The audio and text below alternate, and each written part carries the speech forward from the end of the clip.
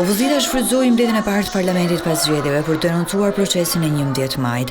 Në këtë seancë nuk ishin parashikuar diskutime, por Partia Demokratike shfrytëzoi hapësirat që i lejon rregullorja e kuvendit për të akuzuar Partinë Socialiste se përdori bandat kriminale për të ndikuar në rezultatin e zgjedhjeve. Shumë herë më ndershme do ishte që këtu në parlament të ulej Xhevdet Troplini, Altin Hajri, Elvis Doçi, Suel Çela, Plum Gjoka, Arben Qimja, Renato Salihi, Orik Shyti dhe të tjerë të cilët u përdorin ju si leska politike në funksion të prenorive të tyre të krimit.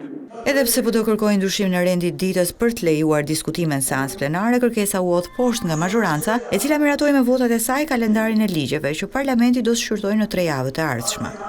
Ti nuk mund të vish këtu pas humbjes tënde dëshpëruese dhe turpruese dhe të tentosh të prishësh kuvendin e Shqipërisë. Jo, nuk mund të flasësh, e mbylle për sot siç e ke mbyllur për gjithmonë dhe me turp. Mbledhja e parlamentit zgjati vetëm 15 minuta dhe kryetari i Partisë Demokratike Sali Berisha akuzoi shumicën se po mbyll çdo hapësirë që i takon opozitës. Kësaj thon kur parlamenti shtrohet në një bodrum të mafjes. Parlamenti nuk respekton as një rregull, as të rregullores, as kushtetutën, as ligjet. Parlamenti përdoret si një dyqan privat i partisë së krimit dhe kjo ishte një seancë më të turpshme.